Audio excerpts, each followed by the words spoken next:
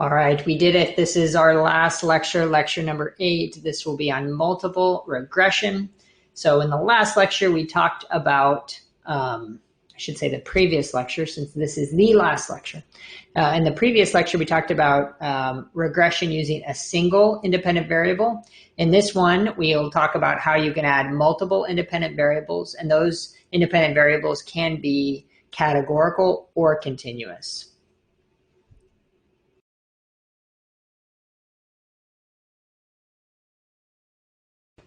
All right, so what's the motivation for using multiple regression? Well, there are 3 kind of main points that we can make here. The first is that we can now add more explanatory factors into our model.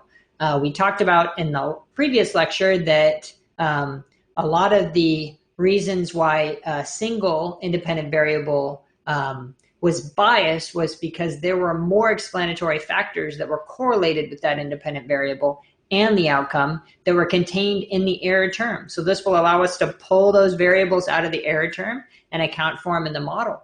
And how it works in regression is that it's going to take those variables and it's going to hold them fixed. So it'll be conditional relationships. Conditional on these things being fixed, what's the relationship between X, the independent variable, and Y? It also allows us to incorporate more flexible functional forms. So we know that linear regression is just going to create that line. And remember, our intercept term sometimes seemed like a nonsensical value, for example, in the wage example. Well, when we can incorporate other types of functional form, quadratic forms, cubic forms, by adding higher order variables, then it allows us to have a more flexible model. So for example, we had this running example in the last one where education was predicting wage, and we found that as your education went up, your wage went up in a linear fashion. Well, we also know that experience matters, and that experience is related to wage as well. So now we can look at the effect of education holding that experience level constant. And U, of course, in this case, will still contain all the other unobserved factors.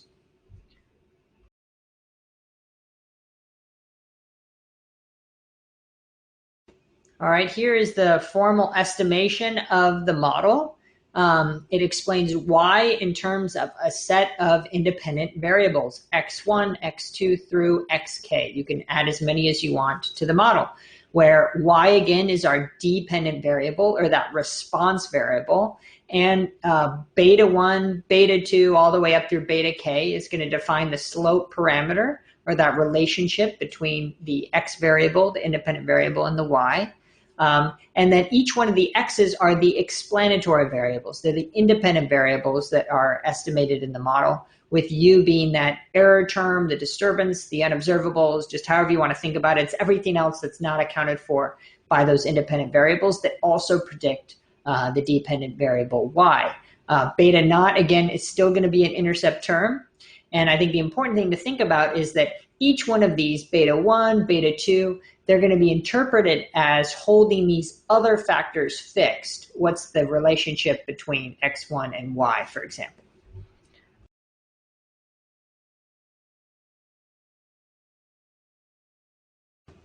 So here's another concrete example that's related to education as well. So some average test score, you can pick any subject you want, but we know that the average test score may be predicted by per pupil or per student expenditures, per student spending, but that spending is also going to be correlated with the average family income at a given high school. And that's just how it works around how we finance through property taxes. And so you can think about if we omit that average family income, then that expenditure, that per pupil expenditure, is going to be biased in the sense that it's also going to account for or include the effect of average family income on the average score. So it'll be a combined effect. It'll be biased in the sense it'll probably be biased upwards. So by including the average family income, we're able to pull that out of the error term, and we're able to count and hold average income, family income fixed to look at the partial or the conditional relationship between expenditure and average score.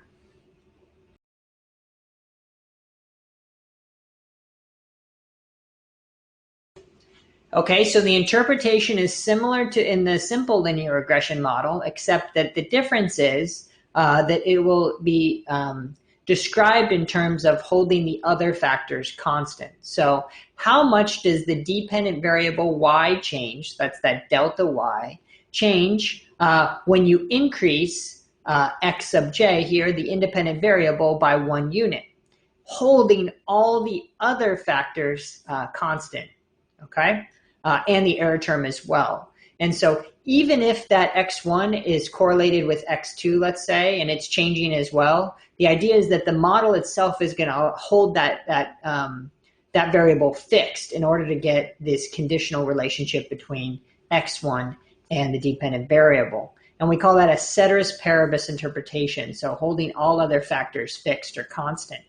Now, we still have that important assumption that that error term is uncorrelated with any change in the explanatory variable itself. So it's that same idea. Remember, we talked about how to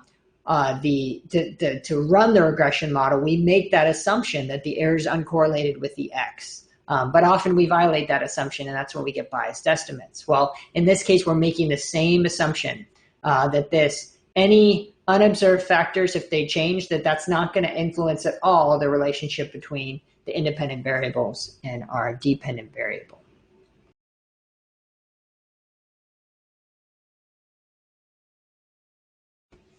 Okay, here we have another example of the determinants of a college GPA. So in this equation here, we have college GPA represented by this variable called GPA. The little hat means that it's going to be an estimate of that. And remember the formula, so this would be our beta naught. Our intercept term would be 1.29. So the interpretation would be, what would the college GPA of an individual be predicted to be if they had a high school GPA of 0 and an ACT of 0? Well, that would be a 1.29 in college. Now, that's just how the line fits, right?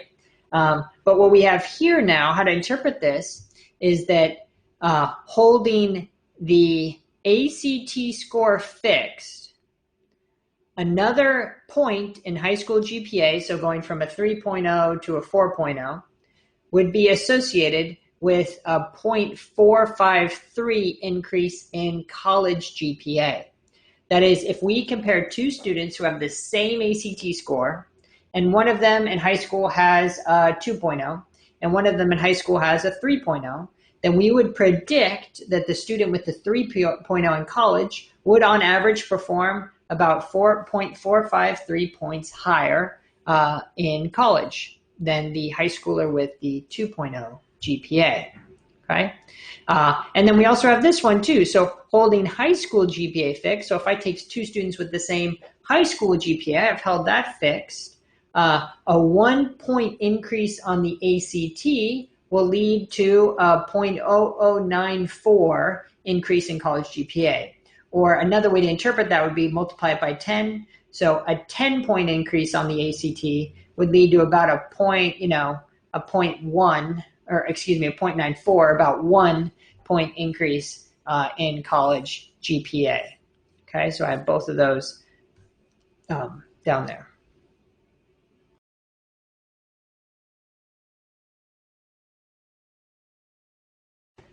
Okay, I think it's really helpful at this point to talk through some examples just so you get experience interpreting these regression coefficients. So the big thing is to understand what's the effect of these relationships. So how do these independent variables affect the dependent variables? So before you interpret these and pause the video, I just want to give you a little heads up here. So minority here, just to define it, it's going to be racial ethnic minority equals 1, a 0 equals non-minority student. So in this case, a white. In our context, okay? Oh, it's fading, sorry. Get rid of the fade. Okay, in this case, a 1, for number 2, a 1 is female and a 0 is male. Okay, so their biological sex. And job, a 1 is they have a full-time job and 0 is otherwise. So part-time or no job. And then this one, tutor, they have a reading tutor. 0 is they don't. So those are called dummy variables. They're these flag variables that tell you, is this a minority student or not? Is this a female or male?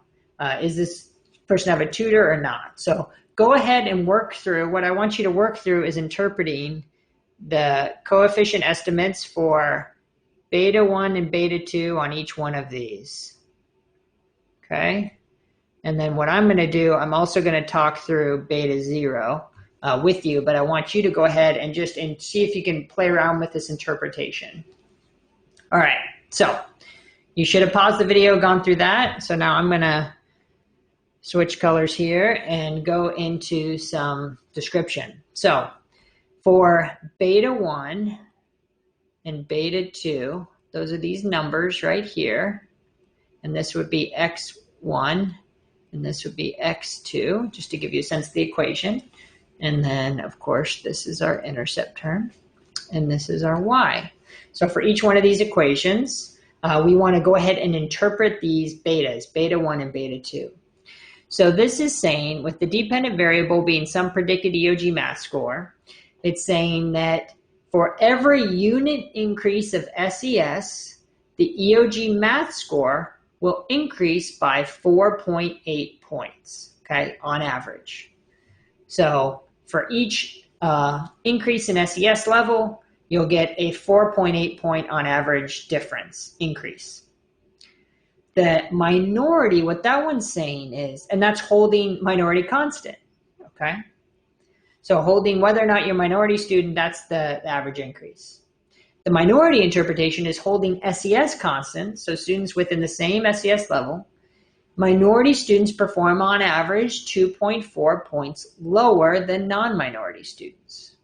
So that's how you interpret that. It's just comparing them. It's kind of like a t-test. On average, they do 2.4 points lower, perform 2.4 points lower on this test.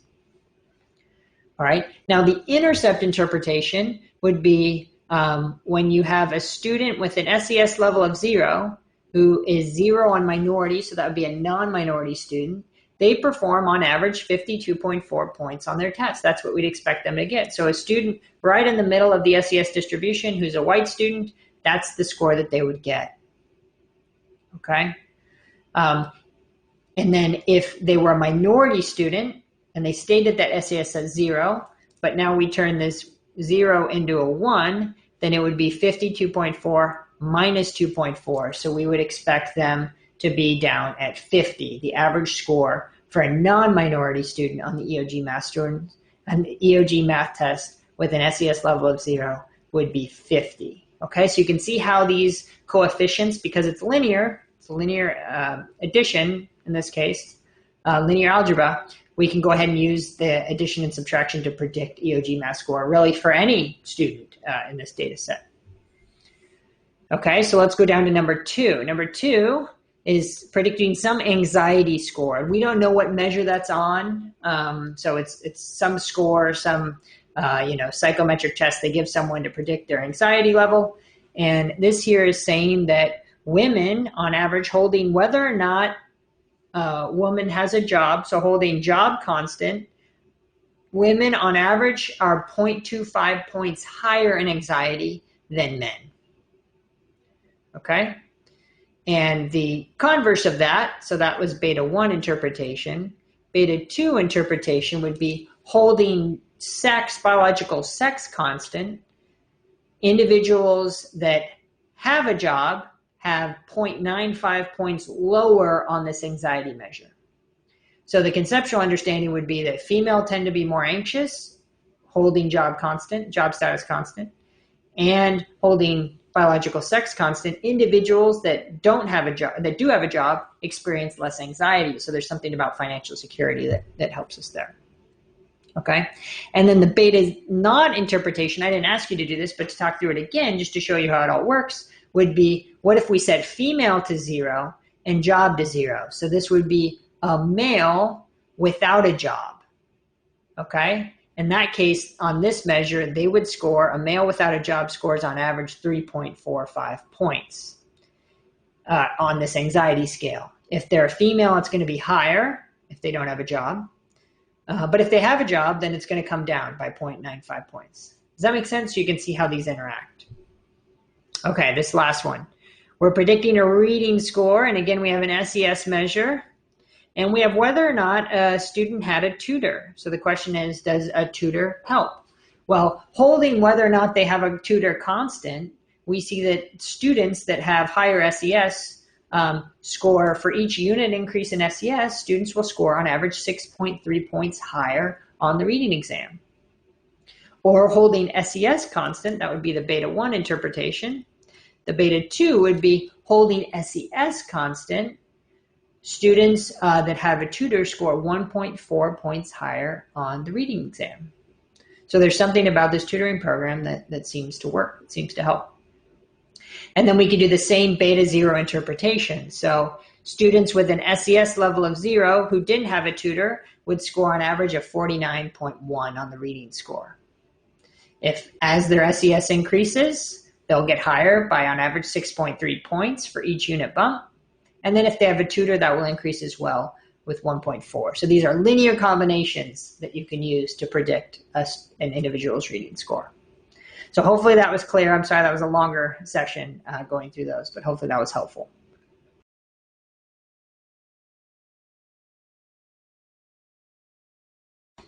Okay, now if you think back to when we talked about goodness of fit, we talked about it first in the sense of simple linear regression.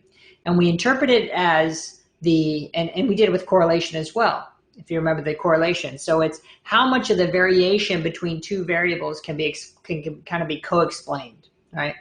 In the regression context, it's how much does a change in X relate to variation and a change in Y. So how much could the change in X predict or explain variation in the change in Y? Well, we can do that with a multiple regression context, but we're going to use what's called the sum of squares that have been explained and the sum of squares total. And so we can create this ratio of, well, how much explained variation is divided by the total variation that exists, and we'll call that our R squared. So how much variation is accounted for by these independent variables?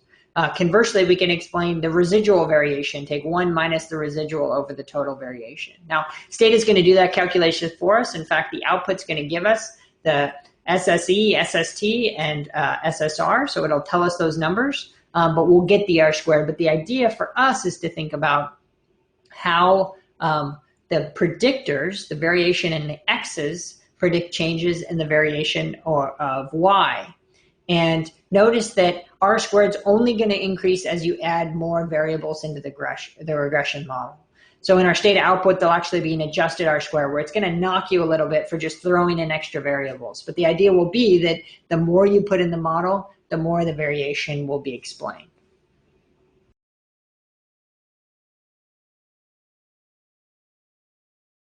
So to interpret the R squared, we say that 100 times the R squared, so if the R squared is 0.82, we would say that 82% of the variation as Y is explained by the independent variables X. And those could be X1, X2, X3, whatever you include in the model. All right. And if there's an R squared over 1, that means all the data points lie on the same line. It's kind of like that correlation of 1. And an R squared of 0 indicates a really poor fit of the ordinary least squares line, of the fitted line here. That is, there's very little variation in Y that can be captured by the variation in the Y hat, or the predicted Ys. That is, Ys that are accounted for by the X's. So we can show you that the correlation, if you think about what this Y hat sub I is, it's that predicted value of Y. And so if you take the correlation between the observed Y and the predicted Y and square it, that's how you get your R squared.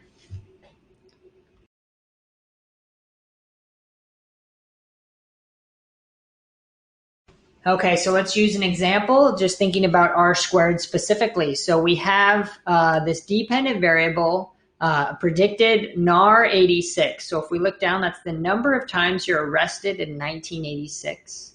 It's predicted by an intercept term. It's predicted by PCNV. That variable is the proportion of prior arrests that led to the conviction. it's predicted by P time 86. That's months in prison in 1986. And it's predicted by your quarters employed in 1986 as well. And the R squared value, the N, the sample size here is 2,725 individuals, and the R squared is 0.0413. So remember, what we can do to interpret that is multiply it by 100 and say that 4.13% of the variation in the number of times you're arrested, this Y variable, can be explained by the proportion of arrests that led to your conviction, the months in prison, and quarters employed in 1986. Conversely, that means that over 95% of the variation is unexplained. So why you were arrested, the number of times you were arrested are predicted by lots of other things, but 4.13% of that variation can be explained by these three variables.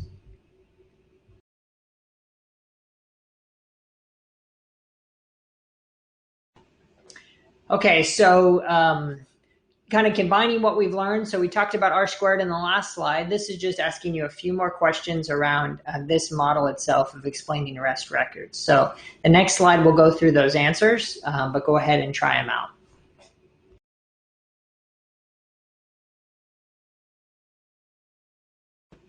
Okay, so here we're going to go through some of the math on the explaining arrest records. So this first one was holding other factors fixed.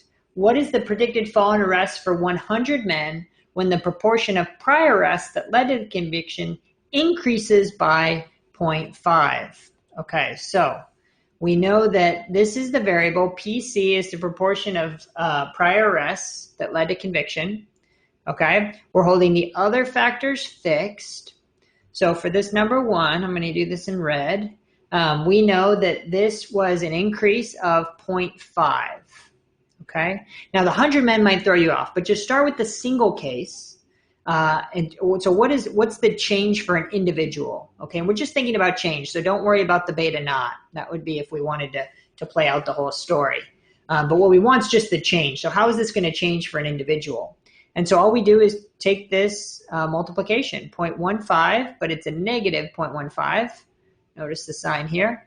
Times 0.5 is negative 0.075 for one man. Okay, so if the proportion of prior arrests that led to conviction increases by 0.5, then we would expect that the fall in arrests would be negative 0.075 for one man. But now we're asking for 100 men. So what we can do is just multiply that by 100 and get negative 7.5 arrests. Okay, so for this second one, I'll do this in blue. For the second one, we're asking, holding other factors fixed, what is the predicted number of arrests in P time 86 increases from 0 to 12? Okay, well, in this case now, this is going to be held fixed, these two, and we want to know what, with this number, negative 3.1, what happens if it changes from 0 to 12? So we'll just multiply that negative 0.0324 times 12. You get negative 0.408. Okay? So that's the number of months. Finally, this third one, holding other factors fixed. I'll do this in green. An additional quarter of employment does what to the predicted number of arrests for 100 men? So we're going to hold these two fixed. And we got one additional quarter of employment. So that would be for one man, it would be negative 1.04 times 1. So that would be the change in arrests. But we asked it for 100 men. So we just need to multiply that by 100. And we'd say that there would be a change of 10.4 arrests among men. And that would be negative. Okay, that would go down. So we need that negative sign there.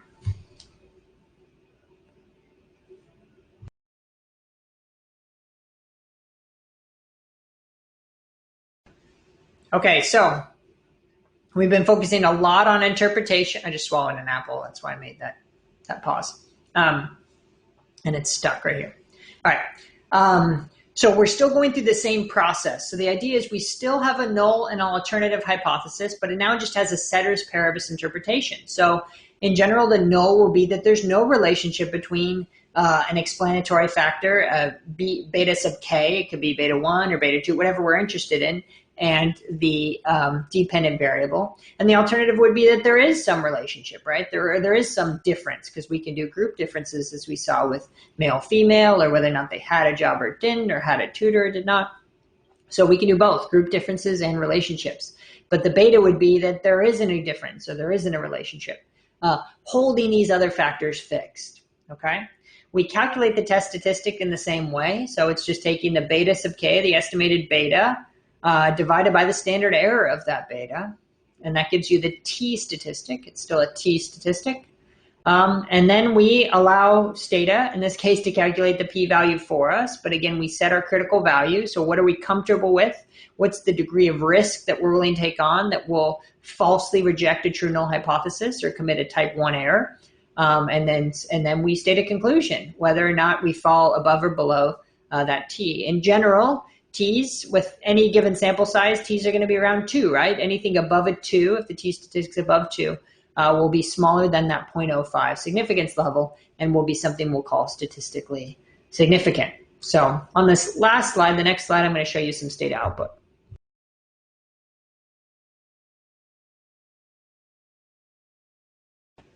Okay, this is from the educational longitudinal study.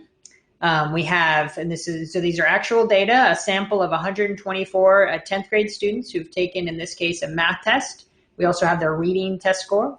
And so we're predicting their math score with 2 variables: their socioeconomic status, an indicator of SES, and I don't want that to fade, and their reading test score, okay? So this would be beta 1 and beta 2. So this is our Stata output.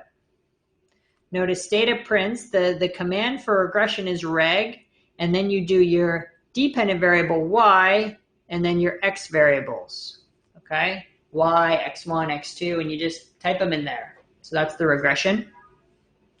And notice I talked about the sum of squares, and so you get those here for the model and the residual. So that's sum of squares explained. This is sum of squares for the residual, and this is sum of squares total. Now we could do the math to get the r squared, but they're going to do it for us. So A here is what? I want you to go through. I should pause it. I'm going to stop. All right, pause the video. Go through and try to identify A through I. What are these? And then I'll talk through them. Okay, we're back. So you should have gone A through I. You should have answers for each one of these. So let's go through it. A is going to be the sample size. Sample size, okay, or N. B is our R squared. So what's that interpretation? Well, it's 0.5348, so that would mean that 53% of the variation in math scores is explained by a student's socioeconomic status and their concurrent reading score, their 10th grade reading score.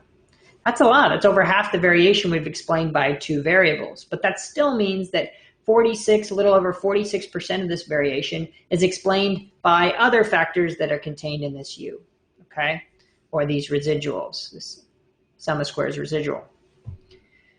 Okay, C, this is our beta naught, okay? So the interpretation would be when the SES level is 0 and the reading score is 0, students would score on average 17.8 points on this reading exam. The SES is going to be our beta 1 interpretation. So I want you to think about that interpretation. It's for every unit increase in SES, students' test scores will increase on average by 2.98 points. Okay? For every unit increase in SES, students' test scores increase by 2.98 points. So that's D, holding reading score constant. So take those students, that's 2 comparable students on the reading score. That's how SES interacts with this. So holding SES constant, a student's reading score for every unit increase in reading score So a point increase in reading equals a 0.65 point increase in math. So there it's kind of two continuous variables, thinking about them that way. But for every additional point I get in reading, hold the SAS constant, my math score will go up by less than a point, 0.65 points. Okay. Now we have here our standard errors in F. That's what STDERR stands for. So if we wanted, we could calculate our t statistic, right? We could take this 2.978 divided by 1.03, and we would find that we get 2.89 for our t. We could do the same for these, but these are our standard errors. This is our t statistics, so 2.89 and 8.78. That's the t-stats for these two estimations. And then notice Stata is going to give us the p-value, so it'll use the t-chart, it'll find the p-value for us. And so notice these are all below p of less than 0.05. Okay, these are very small. These are less than 0.01. In some cases, less than 0.001. Okay, so these are definitely significant. And then notice I here. This isn't something we've talked about, but we can create confidence interval estimation by using the standard error. We can create a confidence interval around the true estimate for SES. So notice here the 95% confidence interval is that in the population, the true population parameter with 95% degree of confidence is going to lie somewhere between 0.93 points and 5 points in terms of their math score.